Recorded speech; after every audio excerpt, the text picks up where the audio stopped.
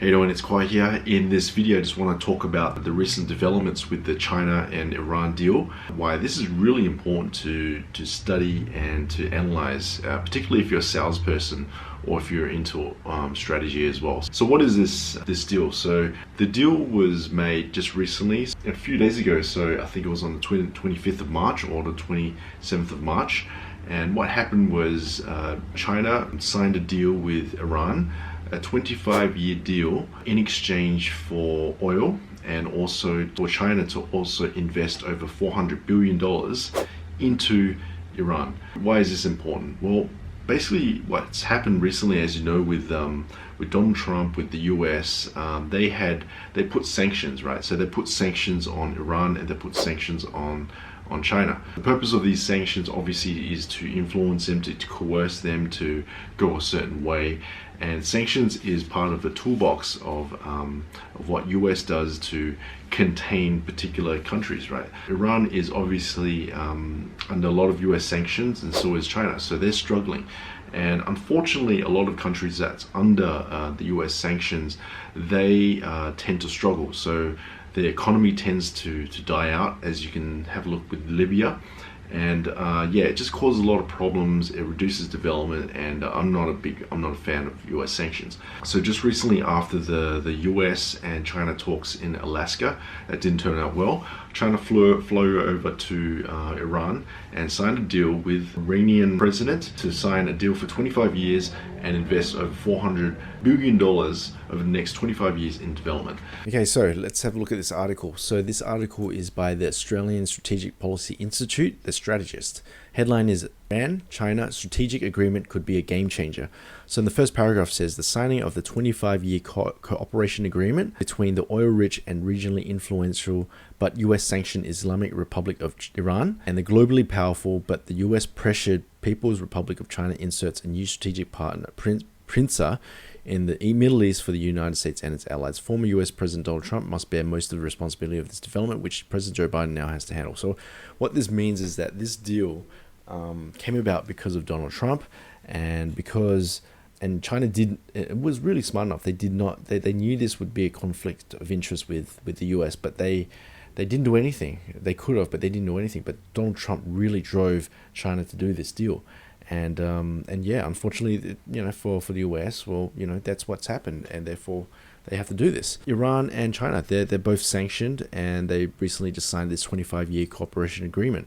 So this started in 2016. So this was a 5-year deal in the making. Let's have a look at the other one. So this one, here we go. China with its $400 billion Iran deal could deepen influence in the Middle East. So these countries signed a sweeping pact on Saturday that calls for heavy Chinese investments in Iran for 25 years in exchange for oil, a step that could ease Iran's international isolation. So Iran is currently isolated. So China agrees to invest $400 billion in Iran for over 25 years in exchange for a steady supply of oil to fuel its growing economy under sweeping economic security signed on Saturday.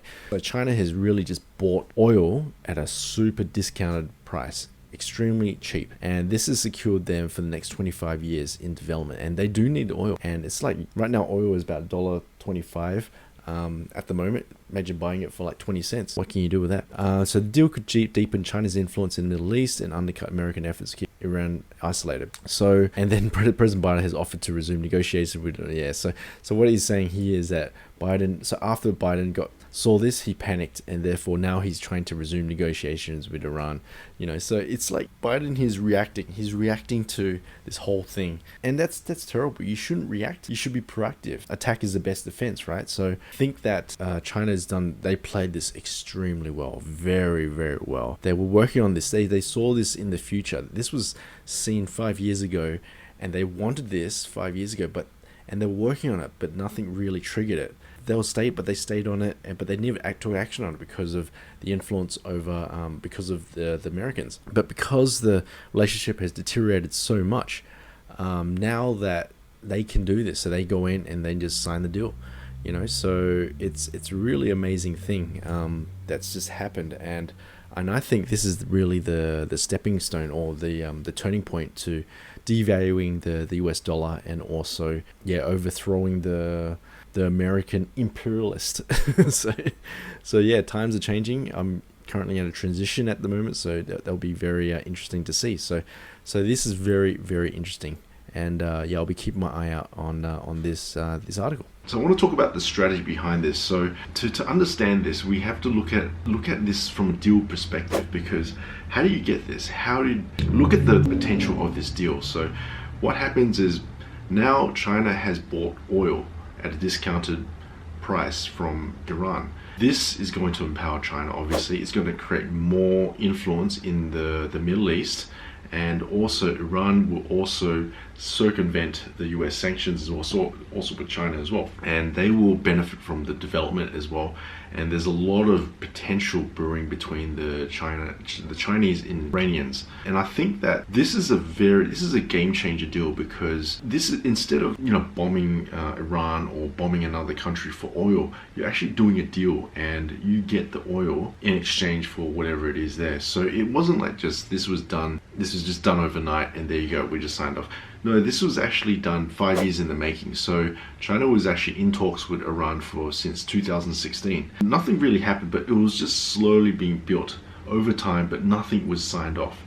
And obviously the reason why I believe that Iranian president finally signed this off is because they were under so much US sanctions pressure. Their economy is really struggling, so therefore they need some sort of lifeline that will keep them to survive. And China waited for this timing to go in and then do the deal. And I think that's an important part of when you're making deals. Is it's not about how you sell, it's the right timing. You gotta have the right timing. So take for example real estate. If you want to buy a real estate that is under market value, you might have to wait for particular timing. So you might have to wait for the house owner to sell the property when they're going through a divorce, unfortunately, or going through a death. I know that's a horrible example, but that's an example of timing. So sometimes you can get the best deals when you are in the right time. And also the strategy behind this is the US sanctions. So this would not happen without the US sanctions. So US sanction is designed for a country not to rise up. It's been designed to contain a particular country. But then the Chinese figured it out. They figured out that, okay, how can we turn this around? Instead of looking at the sanctions as a bad thing, let's use it as an opportunity. These guys are struggling because of US sanctions. Let's turn this into a deal. Wow, so let's create a deal. And this was 5 years in the making. So it takes a long time to come up with this type of deal. It requires a lot of follow-up, a lot of phone calls. And in my experience as a sales guy, I mean, I'm not in deals that's 5 years, but the thing is, it takes time for a sale to be made. I'm working on deals since 2020, like in December, and usually it takes about 4 or 5 months for it to close, and sometimes even longer. So that's a sales cycle. And obviously to do this particular deal, it took them 5 years. And that's one thing that you can learn, is that they're very persistent, and the Chinese were able to stay in the deal for over 5 years to negotiate, wait for the right timing, and then boom, all it takes is one signature, and that's it. Your future is secured. And another strategy behind this is territory. So what would that do to your country if you were to secure oil for your country? Obviously it's a very valuable asset to your country, right? So this is like another way of taking as territory, but without using force. Unlike with the Americans, they use war, they use warfare and diplomacy and everything to take things, right? But with the Chinese, what they did was they used strategy, they used money, they used economy, and and honestly, they use a win-win scenario. I mean, what do you prefer to include in a deal? Do you want to be bombed, or do you want to negotiate? I'd rather negotiate any day of the week. So that's what they did. So it took them a long time to do it.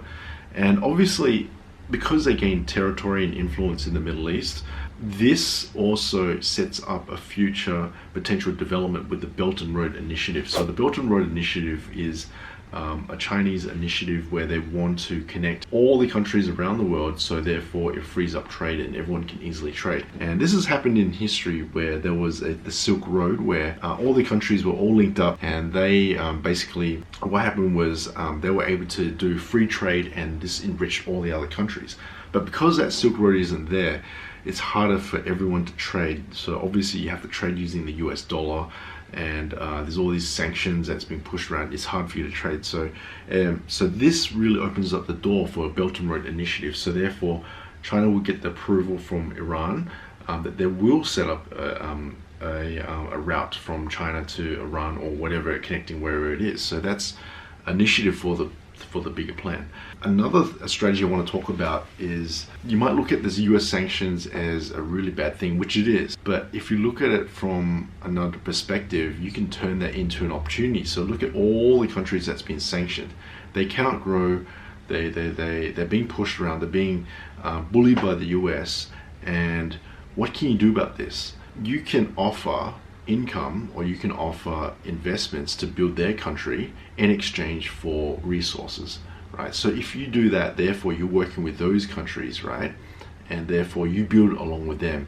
So when you do that, you're avoiding US sanctions, and you create your own little economy that's underneath all those US sanctions, and therefore you have the power to devalue the US dollar. So I think that's what's China and Russia are currently doing. This is they're working on ways to devalue the US dollar, and unfortunately with the US dollar, whoever goes into war with the US dollar, unfortunately, gets bombed.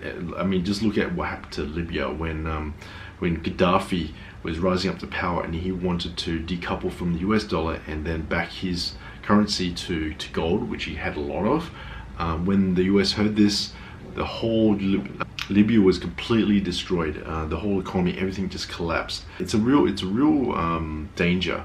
There's that. I mean, I think they, they're very smart. They're not going to talk about it. Something to keep in mind. And so if you're reading over some of the previous articles, Joe Biden currently, he is lifting some of this as a response. So he's reacting to this whole situation now. So he's not being proactive. He's reacting. So his strategy is react. So China's very proactive, but Joe Biden is very reactive. So what's happened is now he's mentioning to Iranians that he's going to lift some sanctions due to the nuclear deal, or whatever it is. He's trying to come up with his own deal, but I think he's too late to the party. He's trying to fix it up, but you can't break these type of things. If it's been 5 years in the making, it's hard to screw up a deal like that. So the front guy in front of China that is doing all the negotiations, I've been watching this guy. His name is Wang Yi. He is the foreign minister. And this guy is a badass, man. Like, the way he talks, he's very diplomatic, and he knows how to talk. The thing is, I think that this guy, he knows how to sell, because if you think about foreign ministers, they're talking to people all the time. You're actually persuading ideas. You're selling an idea. You're selling deals. You're doing all these things. So therefore, so basically, he is a sales guy. He's really just a sales guy. And he knows that in order for a deal to be closed, you need to be in the deal for a long period of time. So therefore, 5 years.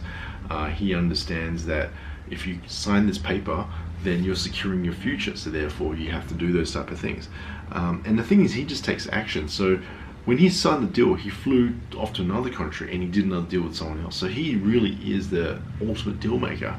And there's not much talk about Wang Yi. He's you don't see him promoted a lot, obviously, in Western media, but you'll see that if you look hard enough, you dig deep into your research, you can just watch some of the videos and how he talks and everything. Amazing guy. This guy is really the underdog. You don't see much on Western media or anything like that, but this guy, he knows how to negotiate and how to sell and how to close.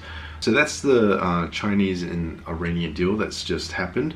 I think this is the biggest game changer of all between all the countries. And yeah, I think it's something to keep an eye on. So there's a lot of strategy, a lot of tactics, a lot of sales going on in this one. That's the reason why I wanted to record this, because it's something that it's just really caught my eye, and I've just been reading up a lot about this. So if you learn the techniques that is happening in this deal, it can make you become a better salesperson, better negotiator, and more successful person. So I think it's a really fascinating event that's just occurred. So, and if you like this video, or you like if you like sales, marketing, finance, so forth, please subscribe to my channel, and I'll see you guys in the next one. Thanks.